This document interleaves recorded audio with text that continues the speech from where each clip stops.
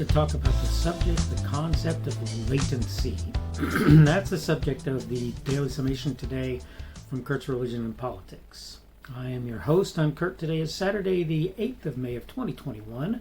Welcome to everybody coming on Rumble, on the podcast, on YouTube as usual, and by the way, from anywhere else that you happen to be coming from. Again, the subject today will be latency. And I wanted to start by defining the idea of latent and then explaining something about how it ends up working out. I'm going to put up this little graphic that is coming from dictionary.com today because I found that they gave me the definition that sort of said more what I wanted to say with a definition the others didn't necessarily include one very important piece. And I really want to talk about the first definition, the definition of present. Well, let me put this up. Okay. The definition is present but not visible, apparent or actualized, existing as potential. That means something that has not yet come to pass, basically. It's there, but you can't really see it. It's apparent, it appears to be true, or doesn't appear to be true, excuse me. It's not apparent. Or actualized. It hasn't actually happened. That's the important thing in what we're saying today. Okay, I'll drop this down now. And the point of all of this is that there's this concept then of latency. And I want to give you an example of latency. Latency, by the way, has technical and scientific uses. It's very common in those fields. And I'm not going to say that it doesn't appear in other places. Physical sciences, technical, like I say, medical and other, psychological and other situations, so forth. But the thing is, latency, let me give you an example of latency. Latency would be that time between when your boss sends you an email and the email actually makes its way to your inbox. You don't know the email is there. The person might have told you about it, but you wouldn't have known had they not told you that email was coming into your inbox.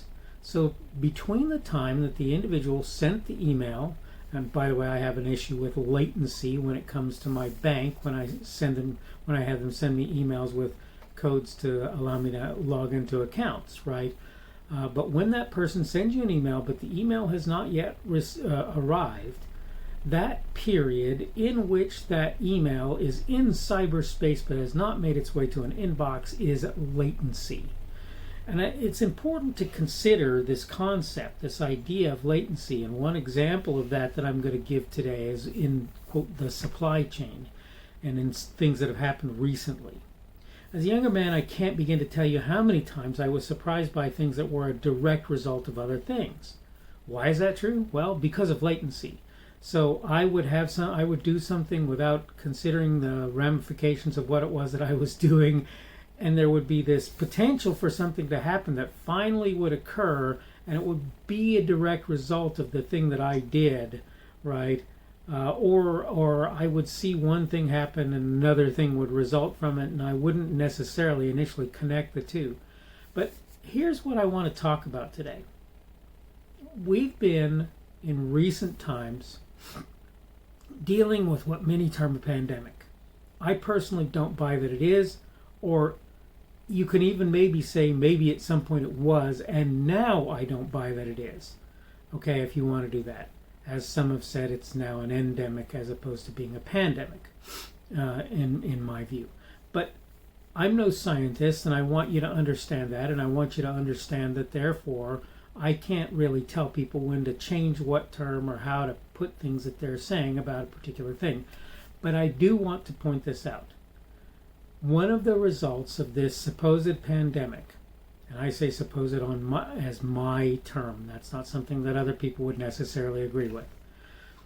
One of the results of it, though, has been effect on the supply chain. Let me give you an example of what I'm talking about. A company makes widgets, and that company suddenly finds itself subject to the whims of government with regard to who they should have working in their factory that makes those widgets, because the government is supposedly trying to stop or to reduce the, not stop, but to reduce the efficacy, if you will, of a given pathogen making its way through society. This is not a good idea, by the way, but we that would take us a lot more time than I have to get into. So that company starts laying off workers. Now, the reason they have the workers that they have is to make it possible to make widgets. It doesn't matter if the people who are working are support staff or if they're actually people on the widget production line. The ability to make widgets typically will be affected by most losses that a company sees, whether permanent or temporary, in their workforce. Right? That makes sense, right? So a company that was producing 1,000 widgets an hour now can only produce 700 widgets an hour. And as things go on, they become less and less able to produce that number of widgets, so they drop it down to 500 widgets so that they can produce quality product, put out quality product. So the thing is, if they had a market for 1,000 widgets an hour's worth of widgets, okay, then the people who were expecting to see those widgets will not see as many as they were expecting to see, and will therefore not get what they need in the number of widgets. Here's the thing that people don't tend to realize. The idea of being able to make 1,000 of something an hour is a wonderful idea, but it doesn't work for cows, and it doesn't work for wheat, and it doesn't work for cars. You can make so many a day or a week or a month or a year, it depends on what it is.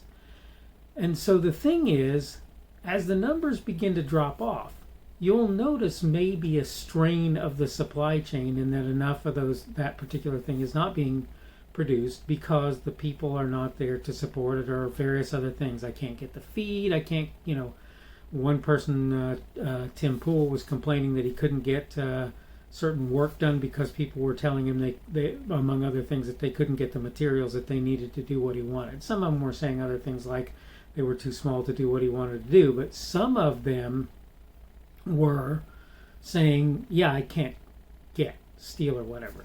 And another thing that happened, not just that not as much was being produced, but people, in order to continue to thrive and survive, had to continue making steel or whatever it happened to be, roofing iron or whatever. They had to make it and then charge more for what they were selling, so they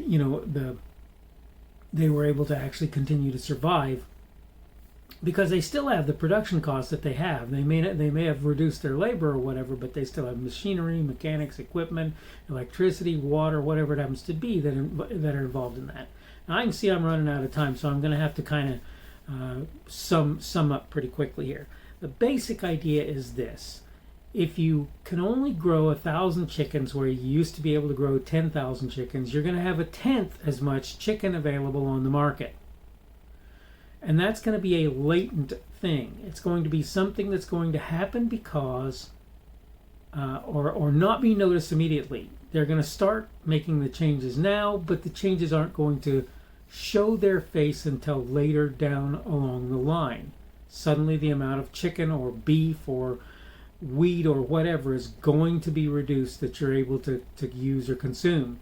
And what that's going to mean is there are going to be shortages. And this is something I think people need to understand about this idea of continuing to lock things down and keep people from going to work in the COVID-19 era. All right? You're going to continue to see issues with supply chain. You're going to continue to see increases in cost as the amount of things become smaller as a result of the fact that people can't produce what they would have produced in the past. This is a bad thing, and it's bad for society as a whole. And you want to talk about food insecurity? I'm going to do my air quotes. Food insecurity? Well, here it is. This is one of the places that sort of thing can come from. All right. I need to go ahead and wrap up. I'm already running over time today, so I'm going to go ahead and do that. I hope you've gotten the idea that latency is a major issue when it comes to certain things that we're seeing in terms of what's happened with COVID-19 and how it's affected the supply chain. I hope you're having a good day today. Today is Saturday. It is what most those who celebrate the Sabbath consider to be the Sabbath. Hope that you're having a good day today. I know it's the start of a lot of people's weekends as well. Again, I'd like to thank those people who are working on the weekend. I want you to know that you're invaluable to a lot of us who are out there using your services on our weekend, and I appreciate your being there. Again, I hope you're having a good day today. Hope things are going well for you in general, and hopefully we will see you again on tomorrow's Daily Summation. The speaker on this edition of the Daily Summation is Kurt Schubert. This video was recorded on Saturday, May 8th of 2021. The Daily Summation is created for Kurt's Religion and Politics.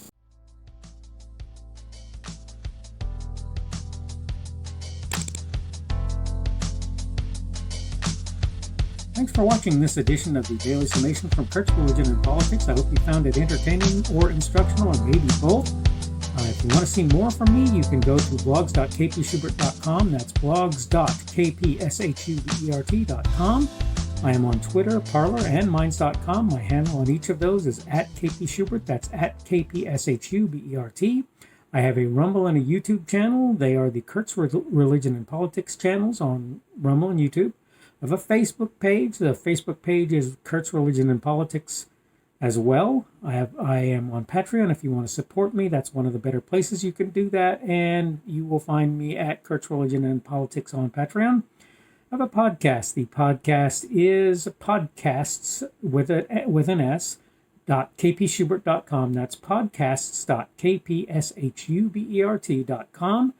I think you should be able to find me with relative ease on Apple Podcasts, Google Podcasts, and Spotify as well. The best way I find to do that is to look for Kurt's Religion and Politics. You can try to use the Daily Summation. I find that it doesn't work as well as a general rule, but you can always try that. I'm glad to have you aboard today, and hopefully we will see you again tomorrow.